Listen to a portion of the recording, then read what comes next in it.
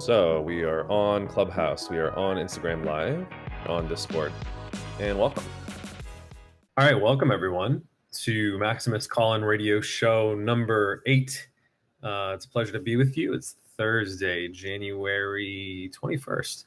Year's been going by very quick, and big changes happening in society. Obviously, we have a new president and a political party that's more science-based, which is always good if you care about healthcare.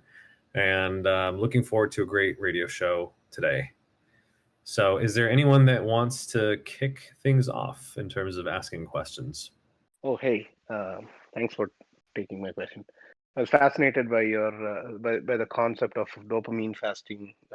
I used to follow you on Twitter, um, and one of the ideas that someone introduced me to was having a separate phone for social apps, and just put that away from workplace or bedroom or wherever, and you can access social apps only on that phone, and that is in some specific location.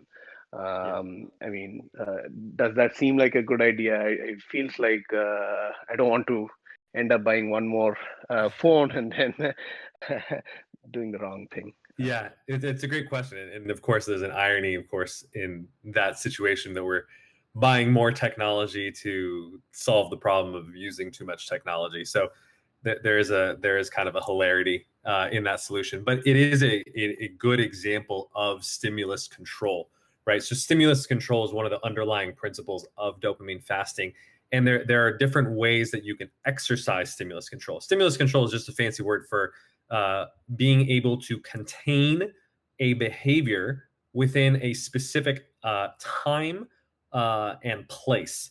And so, one way of doing stimulus control, which is recommended in the protocol, if you just search, dopamine fasting 2.0 by Dr. Cameron Sapah, you can find the protocol. We'll post it after the show notes as well for people who are interested in reading it. I talk about using time as a way of using stimulus control. So, for instance, you can say, I'm only going to use social media between the hours of 7 and 8 o'clock. I will not use it outside of those bounds. You could also make it conditional. We've talked about that in our last show. For instance, based on the number of minutes of exercise that you did that day, you almost like earn your social media. So if you went to the gym for 30 minutes, you can use it for 30 minutes. But absolutely, you can do stimulus control that is location or device based, as you're saying, right? So it's ideal to not contaminate, quote unquote, your environment. So I really encourage people not to use their phones in bed because it messes with their sleep. You're using a highly stimulating device in bed when you should be associating the bed with relaxation and sleepiness. But also, it's a good idea to not contaminate your phone, right? In terms of if you're using your phone for work, if you're using it for socialization, ideally you want to have your phone be associated with that and not with social media. And the reason is it's very easy, obviously, to switch between apps on a phone. And so if you're using it for work, right, you're checking your email, it becomes very easy to switch over to Twitter because you've kind of polluted essentially the phone with that function. Versus if you are only using it for work, the tendency to want to impulsively just switch over to use Twitter is going to be decreased. And second, it actually has an additional benefit of if you have to actually go and grab that second phone, you're introducing a delay between the impulse and the response, right? The reason that basically anything is very addictive is that the time between the impulse and the pleasure that's elicited is very quick. So if you think about, for instance, why injecting or snorting drugs is so addictive, the hit is very immediate. And it's the same, even though it's not as drastic with our smartphones. It's very easy to, just log into Twitter and you get that dopamine hit very, very quickly. And so if you have to go grab a secondary device, especially if it's in a different room altogether, you've introduced 30 seconds, maybe a few minutes of a delay, and it doesn't reinforce that impulse as strongly. So it is, even though it is a little onerous, I don't think everyone needs to do it. But if it does help you, and I've certainly had clients in which it helps them a lot, it's actually not a bad idea. And phones these days, especially if you're not getting an iPhone, you're just getting like a throwaway phone that you can use for Twitter or social media. Honestly, you can get it for less than $50. Cool. Thank you so much. Yeah, that makes a lot of sense. Absolutely. Did you have another question that you wanted to ask? I think that we had some talk about potential. I don't know if there's a relationship question or if that was you, but feel free since we're on the line. So there is a relationship question, Cam. I would love to give anyone who's online a chance to talk first, but unfortunately, the individual who has the relationship question isn't here. But I'd be happy to read it if there's no one else that wants to jump in right now.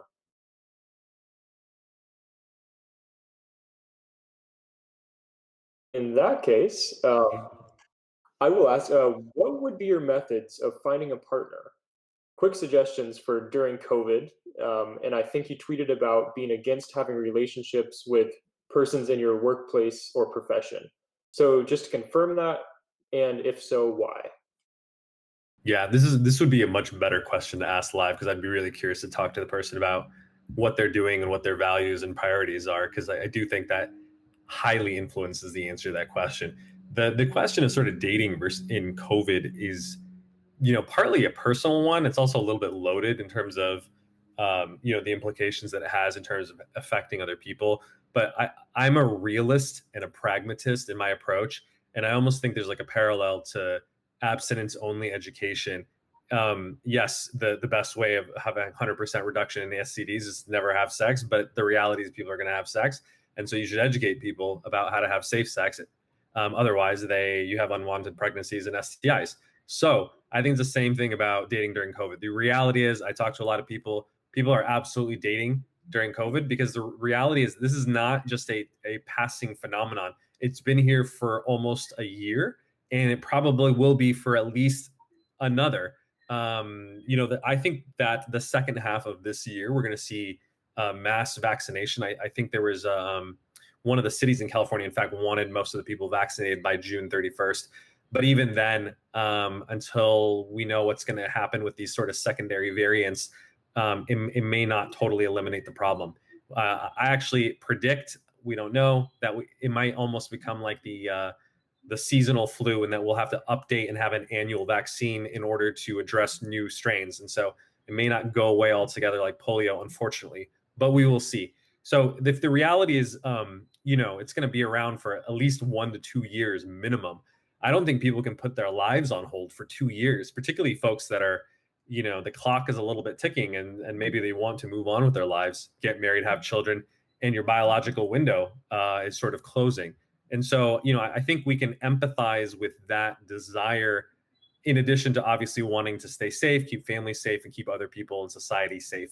But the reality is, like, look, people are going to date, and it's pretty understandable for why they want to do that. So the question is, okay, if you're going to date and you make that decision of it's not something that you want to put on hold, then the question becomes, well, how can you do it safely, right? Now, there are a group of people who decide, and I certainly have friends in that category that are like, I'm just not going to date during COVID. I think that particularly makes sense if you're in a high risk category where you are immunocompromised, maybe you're on the cardiometabolic syndrome spectrum in which you're higher risk, or particularly obviously if you're living with other people who are in the similar bucket of being immunocompromised, cardiometabolically on the spectrum, or if they're older. A lot of people obviously move back in with their parents during this period of time. And so you have to balance obviously going out and dating people and the risk of obviously coming home and giving it to your family or your parents in particular. I think in those instances, it obviously makes sense to maybe be a little bit more mindful about if you're going to date at all, or if you are, to be particularly careful about how you date, which may involve more testing. It doesn't mean that you can't, but you probably need to kind of go the extra mile when it comes to how you date people. Okay, all that being said, if you do make the decision that you do want to date, I would actually suggest that you think about dating as almost a progression, right? Online dating has now become the number one way in which people meet each other, for better or for worse. I'm actually not a huge fan of online dating, but again, I'm a realist and a pragmatist, especially during COVID when it's harder to meet people, naturally or socially. It's kind of skyrocketed to the forefront.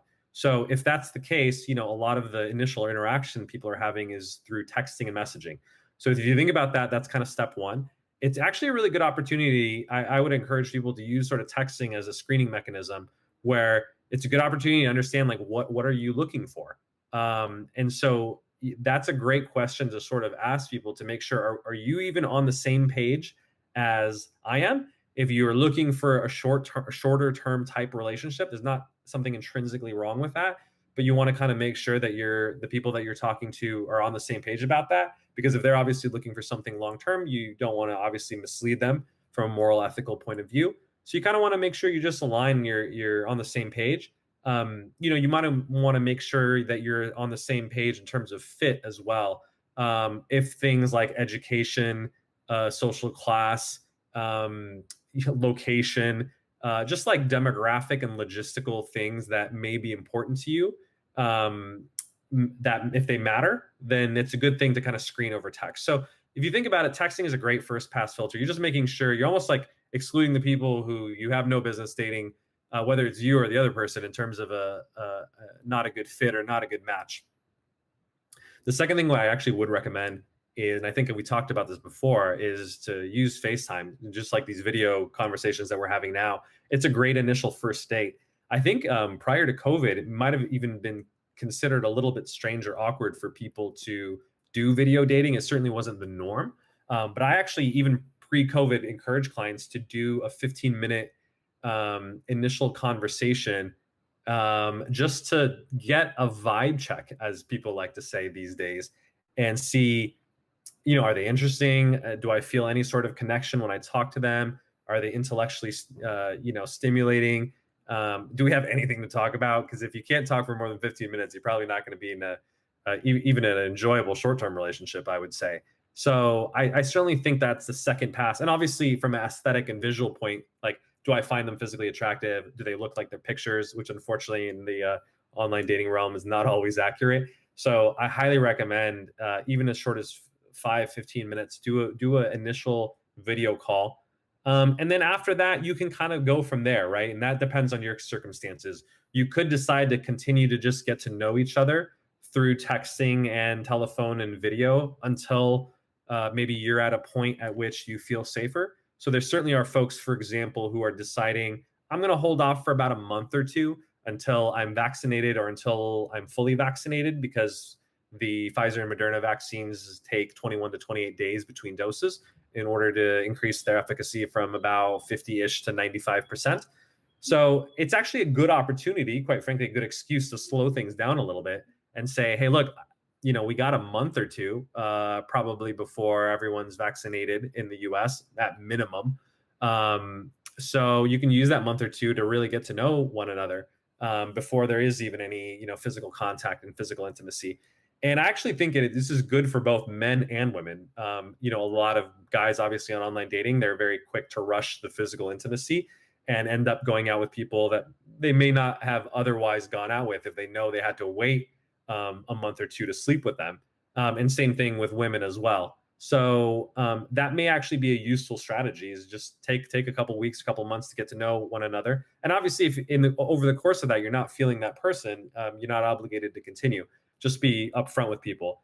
I do recommend people don't ghost, even though that's weirdly become part of the social etiquette these days. I don't think it's very courteous to other people. So I think, you can just kind of, there's sort of polite ways. Some people are indirect and just say, hey, I'm busy, not prioritizing things right now. But I actually think it's personally better to be just honest with people and just say, hey, I'm not sure this is like the right thing that I'm looking for. I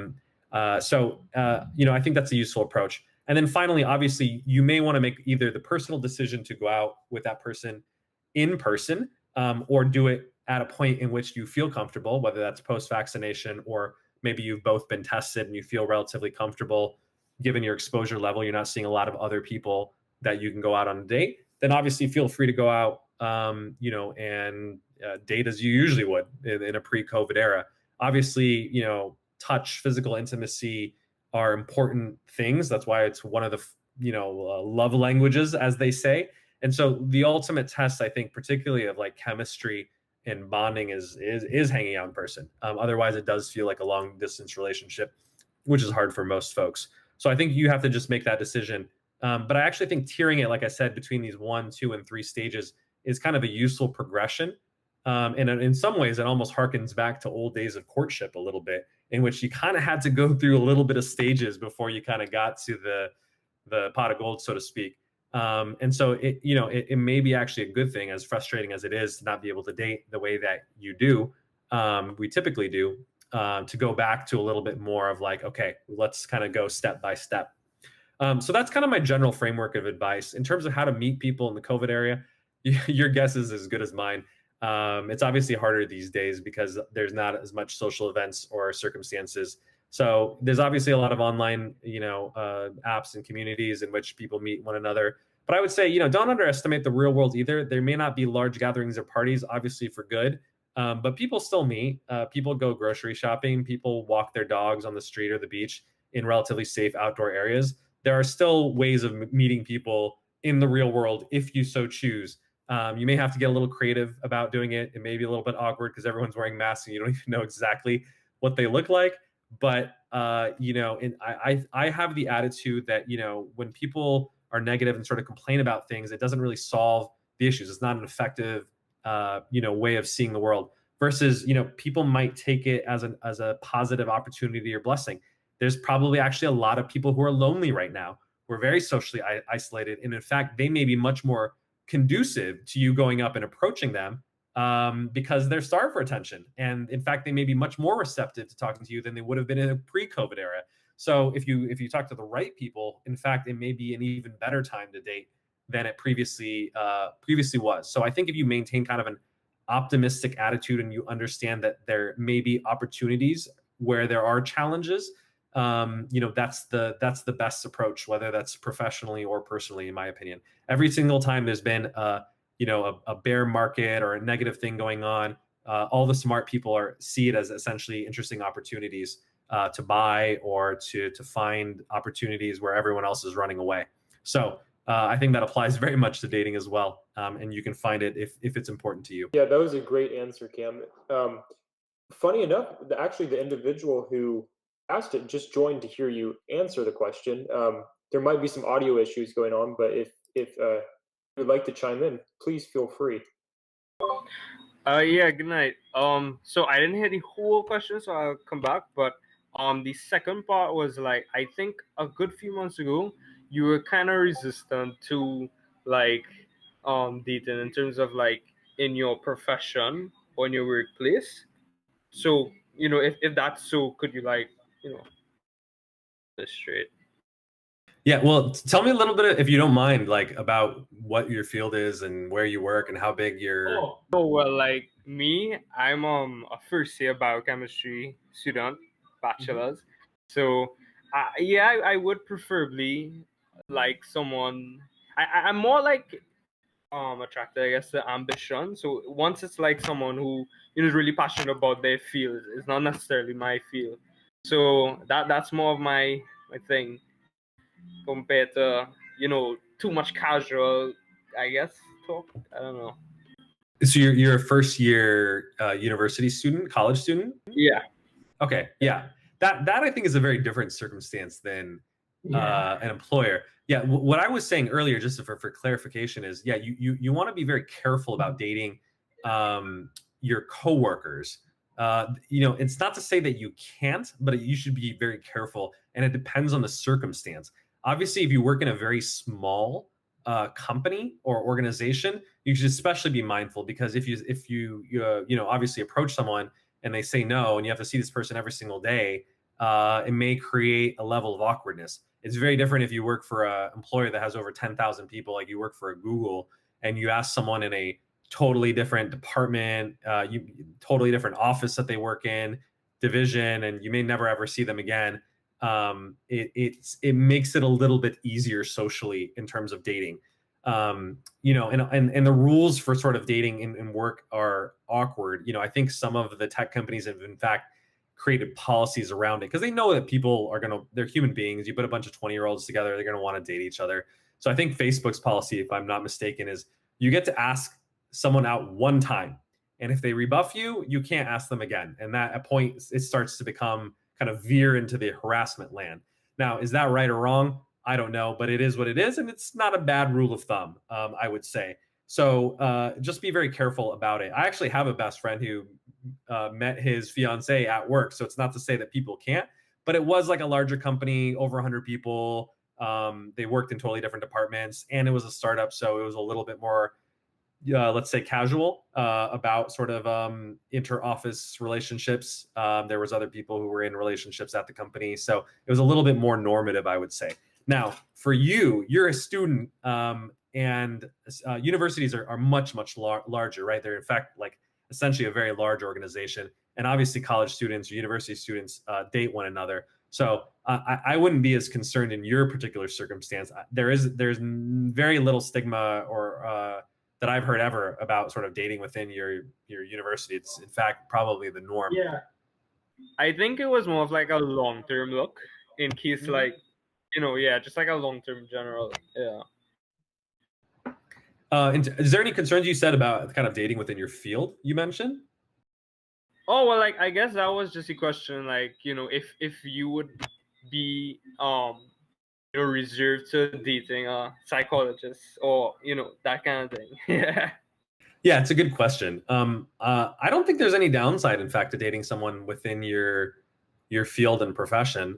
Certainly, a lot of people do because the other place. I mean, people meet each other at school and work because part of sort of affinity that you have around other people is just, you get to know them organically. In some ways, it may be superior because as opposed to kind of going on, very formal dates, you can kind of naturalistically get to know people because you're in a class together, you're in a lab together, you see them around campus, maybe you're in extracurricular club or sporting activity together, and you can decide if you whether want to date them because you get to see their character and how they act and their personality and how they get along with other people. So in some ways, it's quite a positive. For some people, it can be difficult to date within their field. I see that more of a problem in particularly high-powered fields. Men, in particular, tend to pursue fields that compensate very well. Like, for instance, finance is overwhelmingly male-dominated, and I don't think it's just because of access or inequity issues. I think men are drawn more to money.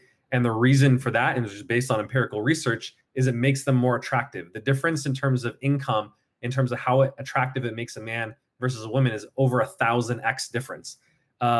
Income does not really make a woman significantly more attractive, as whether it's PC or not to say that, but that's what the data shows.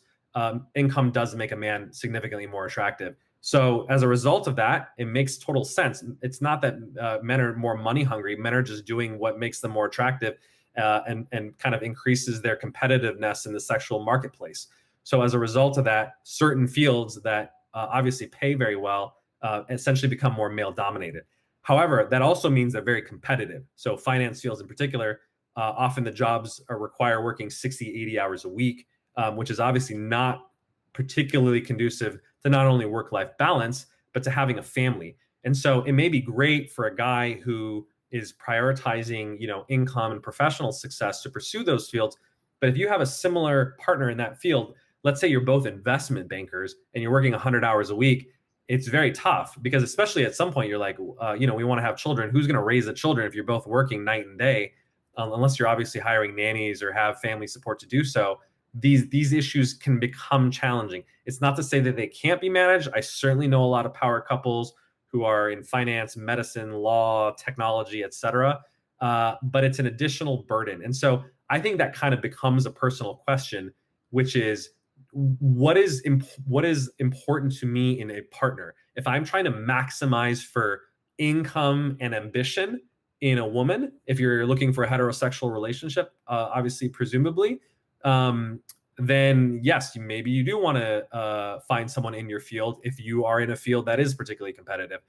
However, there is a different strategy that a lot of very successful professional men that I know pursue, which is they don't date women in their field or in hyper-competitive fields because it's not the top criteria that they're looking for. They're like, I'm intelligent, I'm bringing the money to the table, I have ambitions to spare. It's not that I need more of that in my relationship. I'm looking for someone who's maybe a little bit more kind, compassionate, family oriented, a little bit more feminine, maternal. And so I know a lot of lawyers, for instance, who like dating elementary school teachers because they obviously like kids. They have a little bit more of that maternal instinct, stereotypically, but generally true. And so, yeah, they're obviously not bringing the same level of education or income to the table, but it doesn't matter because it's actually complementing their very high-powered field. And I've seen it work actually quite well. So I actually encourage men to be thoughtful about that. I don't think there's a right answer in terms of that you need to be a power couple and date a woman who has the same level of intelligence or ambition as you do. That's great. It's a model that works for certain people. Certainly, I went to Harvard, so a lot of my classmates certainly pursued that path. And I also know a lot of other people who are like, no, I don't want someone who's equally ambitious, quite frankly. I want someone who balances me, is kind of like the yang to my yin, and can kind of soften me, be a little bit more family oriented. And we both bring equally valuable things to the table, but they're different things, where one maybe plays a little bit more of a traditional provider role and the other one provides a little bit more of a traditional caretaker role. You obviously, as two individuals, need to decide if that's what you're looking for in a relationship, and do your values align? Because that is probably a little bit more of a traditional old school model. And it obviously can and has worked for probably much longer than the power couple thing, quite frankly, has, which has only been a possibility within this generation. We don't know actually if it is a very effective strategy long term. Let's say there's certainly people in this generation who have made it work. You think about like a Bill or Hillary Clinton, but they had their challenges too. So I think you just have to make sure that whatever you're looking for, you're aligned with. But the last thing I'd add is, you're first year university student, you're probably like, 18, 19 years old. You have a lot of time. And I'm not sure an 18 or 19-year-old even really knows what he wants in order to answer that question. Yeah. So, yeah, you may want to just take yeah. It seems like, And the other thing too is the likelihood that you're actually going to meet your life partner at 18 or 19. It may happen. There certainly is. I would say in a little bit more traditional cultures and societies, I would say even like Southern universities in the United States, people do meet their significant other in college and marry them usually when they graduate at the age of 22. So it is certainly possible if that's what you want to do, and probably you're in a culture where that's more normative.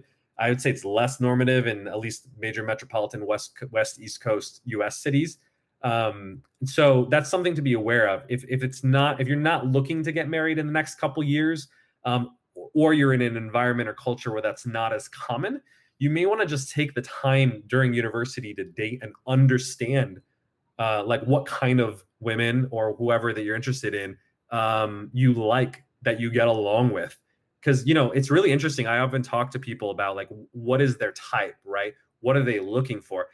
I can't tell you how many people really say they don't know. They're like, I don't have a type. I don't really know what I'm looking for. I'm like, well, what do you expect to get? You're gonna get a random, whoever is randomly kind of comes across your plate. You're gonna be like, okay, I guess I find them mildly attractive, or I feel kind of lonely, and so I'll say yes. That's obviously probably not a great strategy. You need to take the time over the next couple of years to figure out what it is that you like, what it is that you don't like. And some of that just has to come from lived experience, right? Not most people really don't marry their first boyfriend or girlfriend. They usually go through a couple of relationships. And in fact, the data shows that if you get married almost too early, the rate of divorce is actually much higher. And I think part of that is really because you end up finding someone who is not optimal because you don't know what it is that you want, and you don't know what is really compatible with you. So you should take the time, obviously within your cultural, religious, personal values, to understand what it is that you want. That could be through serial dating. It could be through personal reflection, obviously within your family, community, religious group.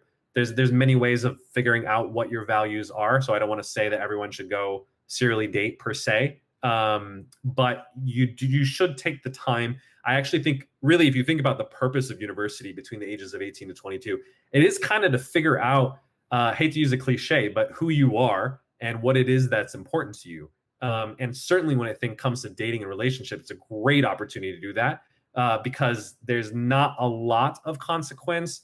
Time is not running out between 18 and 22. And this is the only time that you're going to be surrounded by an equal aged peer group that's relatively not weighed down with a commitment and responsibility. The reality is when you're 22 or 26 and you enter the real world, whether or not you go to grad school, you're going to enter a workplace where, like we talked about, you may not be able to date your coworkers. It may be awkward to date your coworkers, or it's going to be a mixed age group. I've been in a lot of workplaces where maybe it's like completely gender skewed, so there's no one to date. It's a small workplace, so you're not going to date them, or it's like it doesn't fit the personality of what you're trying to go for, and so you may not want to date people in that field or that organization anyway.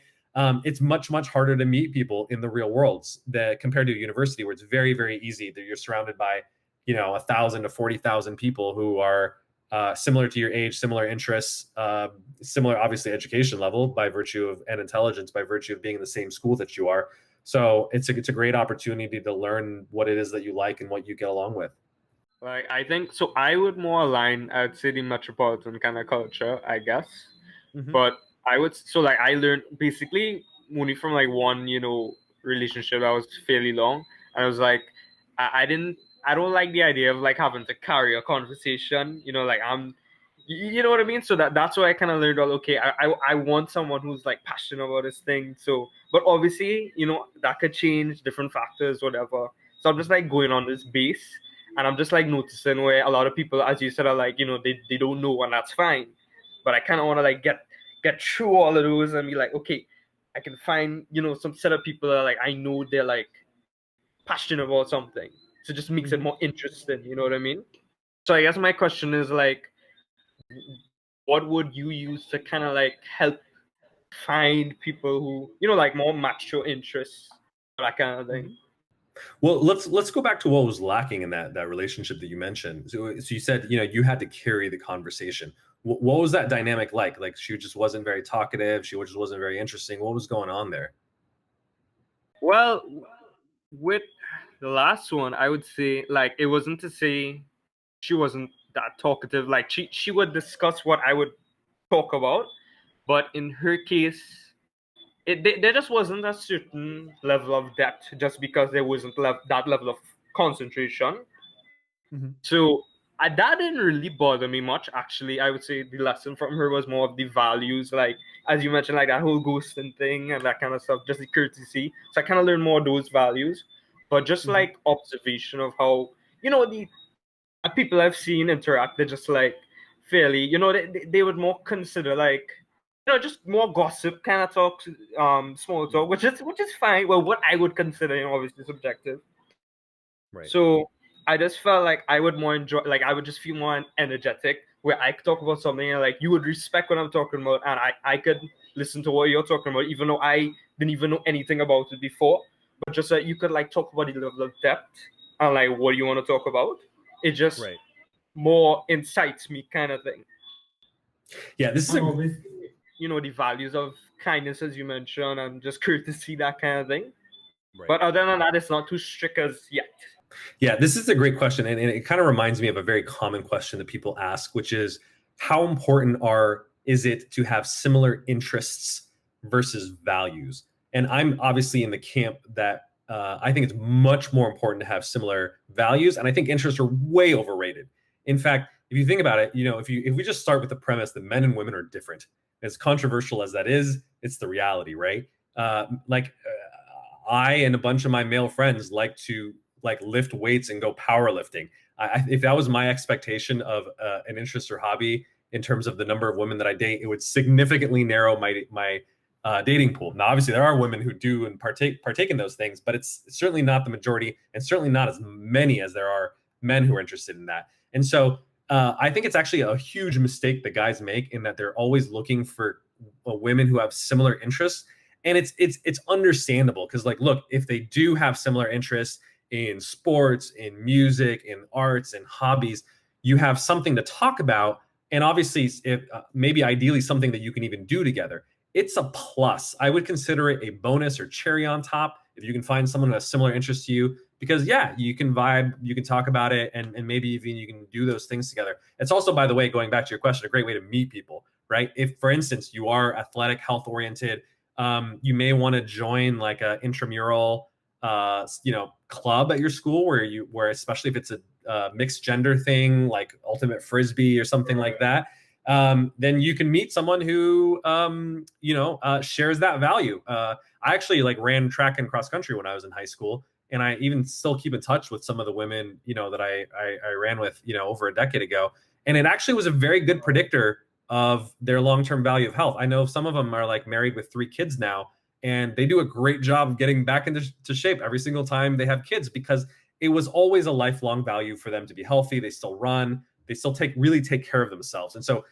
literally, ironically, like, one of them who like asked me out on a dance, I remember when I was like 16 years old, we're still friends, and she's still a healthy person. And you could tell it from the age of 16 that she was going to maintain that as a lifelong value because of her participation, how disciplined she was. It's not always the case. A lot of people, when they lose the confines of group structure, they lose that. But I think you can kind of tell, especially the more passionate ones, as you said, stick with it longer term. So that being said, it can be helpful, but I think it's a mistake to base it on the basis of sort of, we need to have similar interests, or we need to be passionate about the same things. I don't think that's the case at all. You could have totally different hobbies or interests. She doesn't even need to totally understand what you do for a living. Quite honestly, I know a lot of people who they're like, the husband's like a theoretical physicist. The wife has no idea what the heck he does for a living, quite honestly. And same thing, he probably doesn't understand what she does for a living. She might be in a totally different, field altogether. But it's not the important thing. I think the important thing is 2 things. Curiosity is really the trait that I think you're looking for, in that, if you develop that as a trait in and of yourself, you can have a good conversation with anyone. And you talk to someone, and there's like a period of time I dated people, for instance, in like the creative fields, like arts, fashion, modeling, not anything resembling what I do at all. But I'm a curious person. And so if I'm dating someone who's like a professional, I dated someone who's a professional Latin ballroom dancer.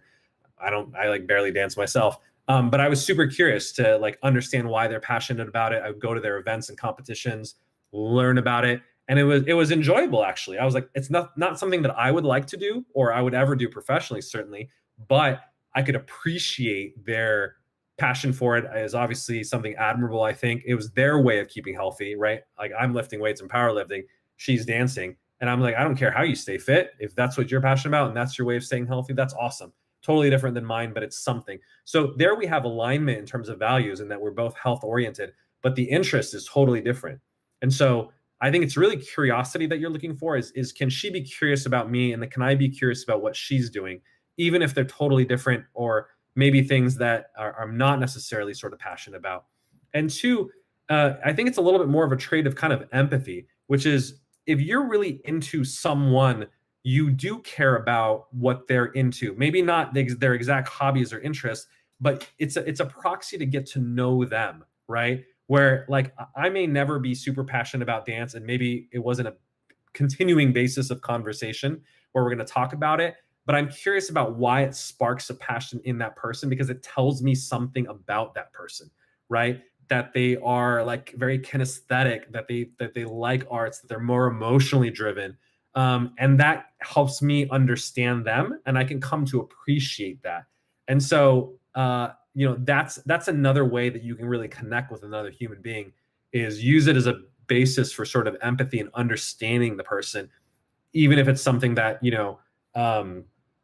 you're never going to be passionate about, or vice versa. He's never going to be passionate about what you're passionate about. So that's the other thing I would say. And finally, the other thing is like, I think the word passion is abused and overused these days. You need to, I think, be a little flexible with people. Not everyone has found not only their passion, but even a passion. And so that may be an overly strict criteria to find someone who's super enamored or super passionate about anything in particular. I think it's a plus. It's great if you find people who are passionate about things. But I think the more important trait is a little bit more like positivity and optimism, right? That's the like a personality trait or characteristic that I think is helpful, because it's like, do we see the world in a similar way? When things become difficult, are you optimistic and have a sense of hope that things will get better? That is a more, I think, important quality than I'm really passionate about playing board games. So yeah, you probably want someone who is not so dull that they have zero interest and don't do anything except, going out and eating or doing something that everyone else does. But on the other hand, passions change, people's lives change. People may need to take time to develop what their passions are. So again, treat it as a nice to have, not a need to have, especially at the age of 18, 19. I don't think everyone knows what the hell they're passionate about. They're just trying to, navigate their way through college, for God's sakes. Yeah, for sure. Like you brought out a really good point about I would kind of mix the optimism with the curiosity as well. Obviously, it would more lead to someone being curious. And I guess this is more of a perspective question. And do you think like a lot of people aren't including that in their values of having a partner like that? Or do you think that's something that, is not necessarily standardized, that everyone should kind of have that, in their relationships, like values like that? I think values are pretty personal and idiosyncratic. Yeah, to each individual. There may be a lot of overlap, right? Like health is a value that a lot of people have. Now, the degree to which they prioritize their health, that's where the differences lie. I don't think there's a lot of people who are like, well, I shouldn't say that. I was going to say there's not a lot of people who are totally unhealthy, but the world contradicts that very much. But yeah, I mean, I think there's a very different personality or kind of values prioritization of someone who exercises literally 5 days a week versus someone who really doesn't, or maybe goes once a week. It's a different degree, and it still could work, but you do want to make sure if someone, I definitely do meet people who it's really a part of their lifestyle, right? They're like rock climbers, and every weekend they go out and they love camping, backpacking, rock climbing. And it's kind of a mix of an interest and a hobby, and that's their social group. That person can't be with someone who stays at home and sits on the couch all day, because you're just in two different worlds, right? So you do want to make sure that it's aligned. But the thing is, that could be a deal breaker for one person. For someone else who it's not really a high priority value, as long as you're like physically compatible and you're attracted to the other person, it may not matter that much to that person. So it's hard to generalize and say it has to be whatever it is, positivity, curiosity, health, etc., has to be your value. That's up to you. But I can tell you there are certain values that probably are better predictive of relationship success. Like, for instance, I generally think it's a good idea to look for someone who is health oriented, because hopefully you want a long life together if you're looking for a long-term relationship. But the best way of finding that, quite honestly, is to model it yourself. You can't ask someone to be healthy if you're not healthy, right? You got to practice what you preach. So if you want someone to find someone who's fit, be fit yourself, and you'll mutually attract that. So that's the way that I kind of think about it. And certainly like the positivity as a proxy for agreeableness, which is a big 5 personality trait, is predictive of long-term relationship success and satisfaction. And so that is something that maybe universally people should look for. But the reality is, look, if you're super disagreeable, you shouldn't go trying to find someone who's 90th percentile in agreeableness. They're not going to, quite frankly, tolerate you. So you got to calibrate and make sure that you're on kind of the same page, even on the things that you're looking for. Okay, thank you so much, Dr. Cam. Appreciate it. My pleasure. I actually really appreciate the back and forth. It helps me, give a little bit more nuanced perspective. So great questions. I want to open up the floor to other folks who are listening. Love to take questions and dialogue with you. Hey, Dr. Cam. I'm Pierre here. Hey, Pierre. I don't have a question, but I just wanted to say it's kind of surreal talking to you, but I've been following the, that Medium article, The Keystone Habit, and it's absolutely transformed my life for the better. It's been an awesome experience. I kind of got into it last year, and it helped me through the pandemic, staying productive and all that stuff. And I'm getting back to it this year. I'm working on my weekly summary soon. And yeah, I'm not one to read articles usually, but it absolutely transformed my life, and it's been such a positive experience. Thank you so much for sharing that. It's all amazing to hear from people. When you write these blog posts, you're like, God, I hope someone reads this and benefits from it. But this is obviously stuff that I do in my coaching practice with very high-powered executives, CEOs, and VCs. And my basis was like, look, not everyone has the time or availability or can afford working with me, but let me disseminate some of this knowledge and get it out to as many people as possible. Because I literally share the same article with them as you get, so you get to benefit from it. I'd love to hear, if you're willing to share with our audience, like a little bit about how it's transformed your life or what you found beneficial. I'd love to talk about that. I talk about it with my friends and everyone around me all the time. Especially getting back into it lately, I've realized that the real power of it is, you kind of mentioned in an article that it's not about setting goals. It's just about, I guess, what I found beautiful about it is I don't have to know what my path is, but it helps me figure it out. It helps me figure out what to do, how to do it, all that stuff. And it's not something that I have to take a positive effort to do. It's just something you kind of realize when you're being more introspective. And I've always had a hard time being introspective in my life.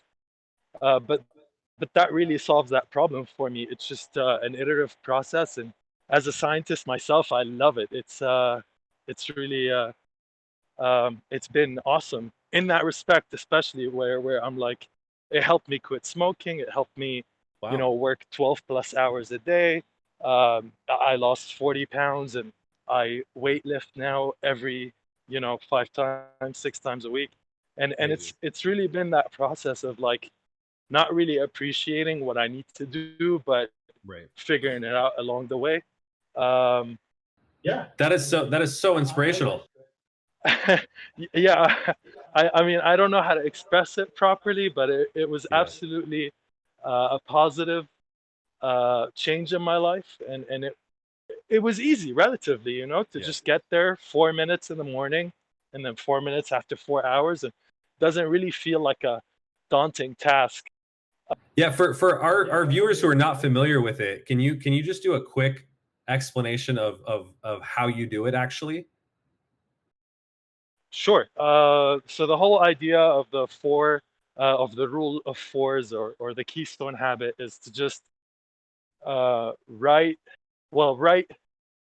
Let's see. So you write every 4 hours. You write a 4-minute keystone, which is basically just a journal entry about, and it has a basic, or Dr. Cam sets a basic outline for it, where you talk about your progress, your goal progress, how you've been doing things, and then you talk about, okay, what worked, what didn't. Maybe it's I'm checking my phone too much, maybe I'm playing Call of Duty too much, or whatever it is. And you're not really like intending at any point to, well, okay, let me continue with the basic premise. And then you adjust your goals. So you say, okay, so for the next 4 hours, I'm going to do this way, so on and so forth. And then the next 4 hours, you kind of do the same thing. And then at the end of the day, you do a daily summary. At the end of the week, you do a weekly summary. At the end of the month, you do a monthly summary, and so on. And each of these summaries are longer. And usually the more helpful summaries I've found are the monthly summaries and the quarterly summaries, just because it's such a meditative process where you go over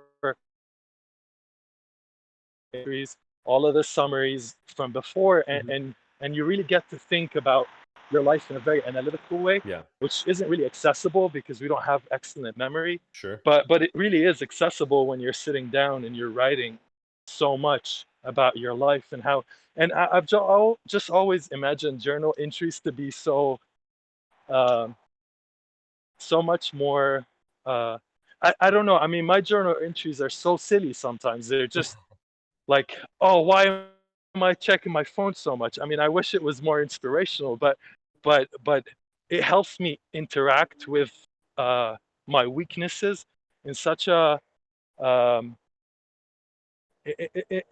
in a really simple way. I can really see where I'm failing, where I'm succeeding, what's helping me better. When I first read about dopamine fasting, I'm like, I don't need that. but the Keystone Habit has really made me realize the importance of just fasting dopamine fasting. I mean, that's kind of what got me to quit smoking, because that was my fix. Yeah, for sure. That was really where I would spend most of my day, just getting out of the house, spending 10 minutes or 20 minutes just smoking, and or checking my phone and all of that stuff. Right. And it's been a really fun ride. I feel like I'm much more knowledgeable about not human psychology, my psychology. What gets me to tick, what gets me to work, what gets me to be productive. And Dr. Cam, when I read the article, I was at rock bottom. I'm a PhD student, and it was my second year or like third year going into it, and I'm nowhere close to a publication. But here I am working on my first one, and we've got two more, brewing on the pot. My PhD advisor is happier than ever, and it's been a wild ride, but it's the greatest thing I've ever done for myself, honestly. And it not really about the Keystone Habit, but it's about the Keystone Habit empowering me to do what I need to do and to really command myself and make my intention my reality. Right. Yeah, I hope that was a good summary. Oh, it was amazing, and so heartfelt and genuine. I appreciate it so much. It warms my heart. One of the things I always tell people is that your success is my satisfaction in life. When I hear these stories about people transforming their lives, and so many of the different things that you mentioned, right? Like quitting smoking, losing weight, cutting down your smartphone excessive problematic usage, now publishing papers, and you're progressing in your PhD studies. I mean, you're living life. So that's amazing. And kudos to you. I think it's obviously I think the habit, the Keystone Habit, is a powerful protocol, but it's only as good as the person who's applying it. So, I mean, you deserve all the credit for transforming your life around. And I'm glad I was able to just provide the template to do so. Yeah. Thank you, Dr. Cam. And I feel like I was in the right state of mind. It was rock bottom, and I kind of knew it, and I knew I had to get myself out of there. But kudos to you for empowering me to do that. I really love the method. I love all the aspects of it. You just empowered me with these ideas, and I think it's excellent. Thank you. Thank you. Some follow-up questions that may be really helpful for other people too is, you kind of, mentioned kind of hitting rock bottom, and that obviously can be a great impetus for change when, you kind of feel like you're stuck, nothing is working, you can't kind of get any lower. What do you think it was that, turn things around for you? Like, you ran across this article, but it's very easy to run across a million articles and just be like, oh, it sounds good, but I'm not going to do it. What do you think was the catalyst that was like, okay, no, I'm going to try this, and I'm going to really turn my life around now? Just a heads up, I'm at 1% battery. I just started charging my phone. If it does go off, it goes off. No worries.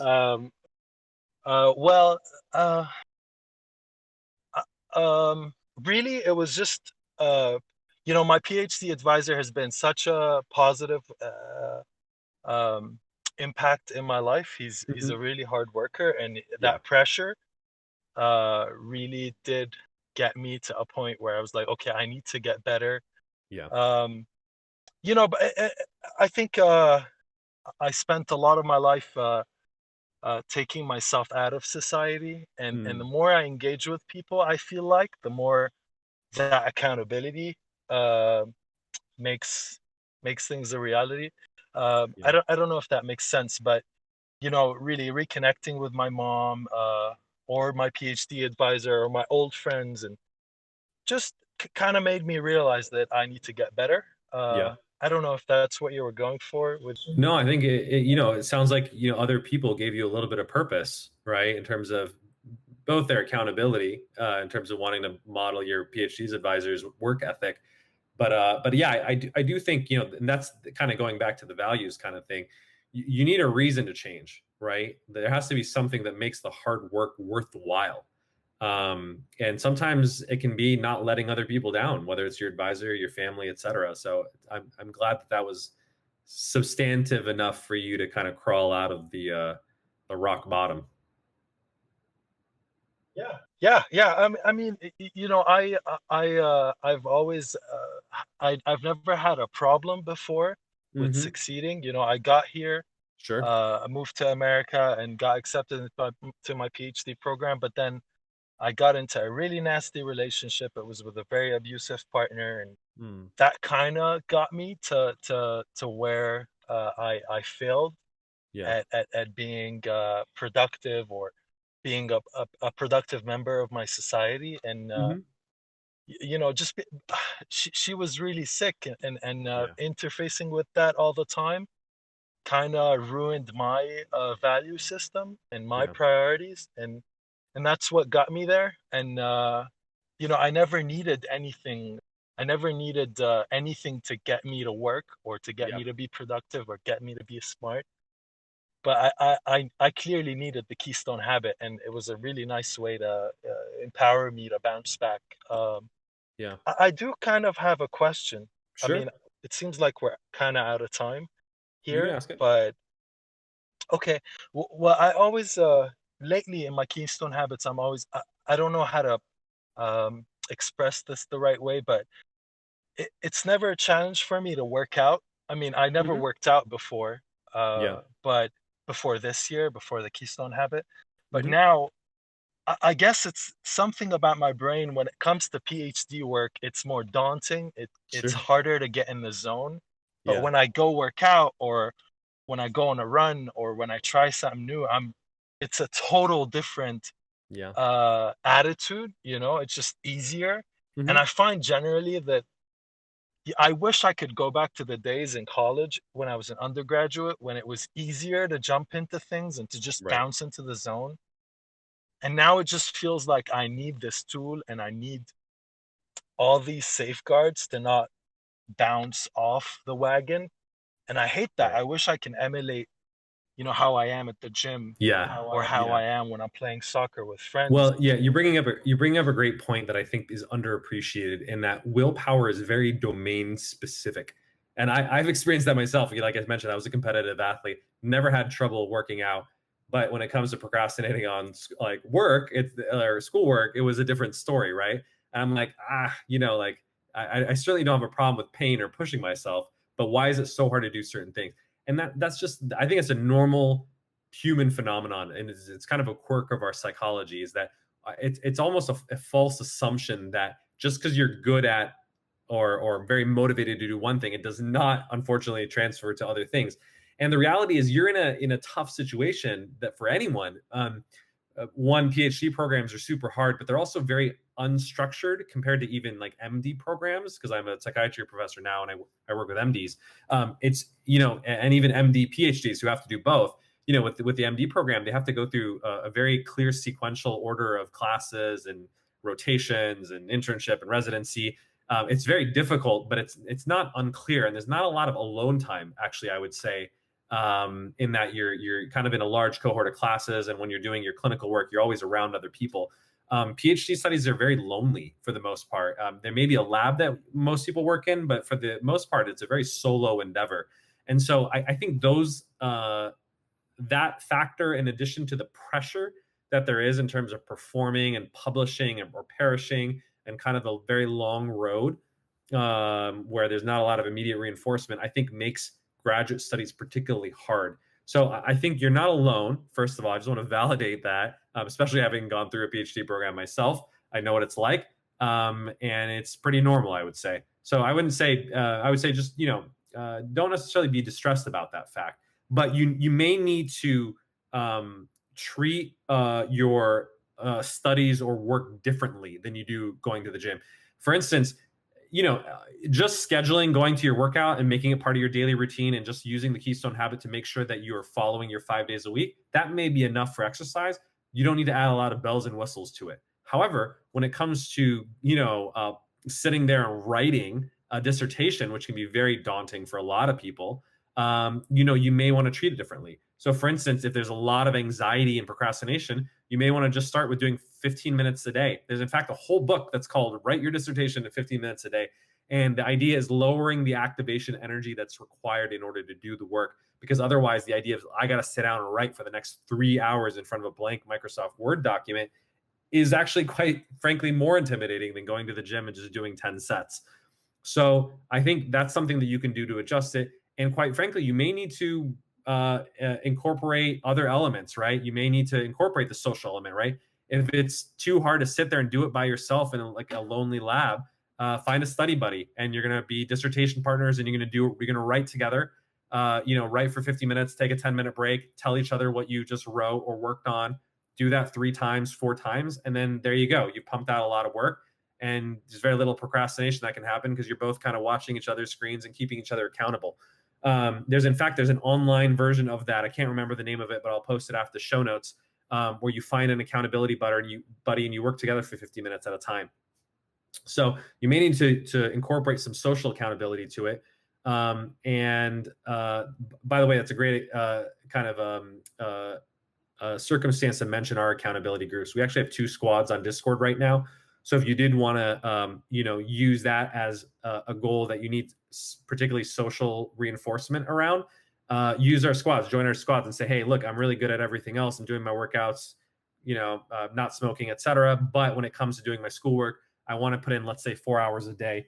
And I want you to hold me accountable to it, and I'll check in every day. So you can use our groups as well in order to do that. And you may need to find some reinforcement or rewards, which is like, if you put in your 4 hours, or you put in your 20 to 30 hours a week that you're going for, you need to find some way of reinforcing yourself, reward yourself, treat yourself to a movie, take yourself out to dinner, do something where you're incentivizing the behavior that you may not need to do with exercise because it's intrinsically reinforcing, versus when it's work, it's a little bit harder because, like I said, the long term, the rewards are often long term. They're not tangible, and you don't see them for a very long time.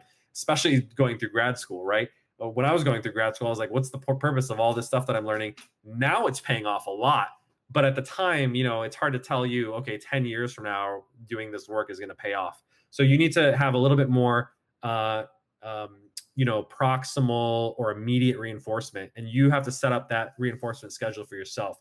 So you really have to treat some behaviors as unique especially kind of when it comes to school or work that you have to do solo. So like I said, build in that social support, that accountability, and that rewards in order to make it much more likely that you'll be successful with it.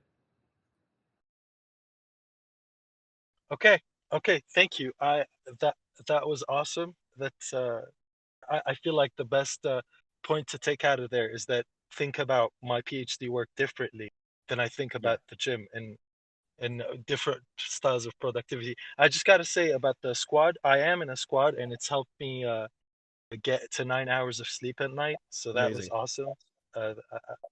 But I've been slacking off on them, so maybe I should get there back. You go. Good. Well, thanks for all of that, Dr. Kem. I appreciate all the advice you gave me. And thank you so much for sharing. It's easy for me to say, okay, the article that I wrote or the protocol I developed is effective. It's based on cognitive behavioral therapy or tons of research. But it's very different to hear it from an actual person who's used it and used it to, especially yourself, transform your life so much.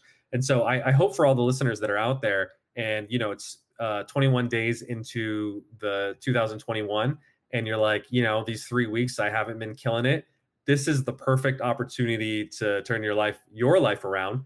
And if you've heard about the Keystone Habit, Maximus Habit, as we're probably going to rename it, this is a great opportunity to, take Pierre's recommendation, glowing review, and incorporate it into yours. And if you want my help, I will, join one of the squads and be right there alongside with you in terms of putting into practice. So thank you, everyone. These were super interesting questions. And a few testimonials sprinkled in there. It's always heartwarming to hear. So thank you, everyone, for joining us this week. I'll post a couple of the links, including the Keystone Habit, if you want to read it, into the channel that's Dr. Cam Radio Show. And have a wonderful rest of your week.